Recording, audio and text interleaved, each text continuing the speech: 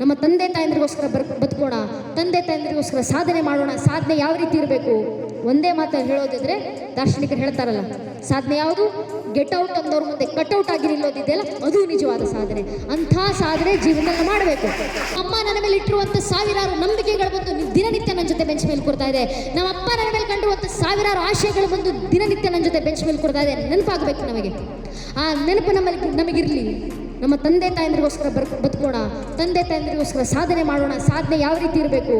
ಒಂದೇ ಮಾತಲ್ಲಿ ಹೇಳೋದಿದ್ರೆ ದಾರ್ಶನಿಕರು ಹೇಳ್ತಾರಲ್ಲ, ಸಾಧನೆ ಯಾವುದು? ಗೆಟ್ ಔಟ್ ಅಂದವ್ರ ಮುಂದೆ ಕಟ್ಔಟ್ ಆಗಿ ನಿಲ್ಲೋದಿದೆಯಲ್ಲ, ಅದು ನಿಜವಾದ ಸಾಧನೆ. ಅಂಥ ಸಾಧನೆ ಜೀವನದಲ್ಲಿ ಮಾಡಬೇಕು. ಆ ಸಾಧನೆ ಮಾಡಬೇಕಂದ್ರೆ ಜೀವನದಲ್ಲಿ ಅದೇ ರೀತಿಯ ಆಟಿಟ್ಯೂಡನ್ನು ಬೆಳೆಸ್ಕೊಳ್ಬೇಕು. ಆಟಿಟ್ಯೂಡ್ ಯಾವ ರೀತಿ ಇರಬೇಕು? ನಮ್ಮ ನಡವಳಿಕೆನಲ್ಲಿ ಕಾಣಿಸ್ಬೇಕು. ನಮ್ಮ ಆಟಿಟ್ಯೂಡ್ ಯಾವ ರೀತಿ ನಡವಳಿಕೆ ಇರಬೇಕು? ಹಿರಿಯರು ಹೇಳ್ತಾರೆ, either walk like you own the place or walk like you don't care ಹುಡಸ್.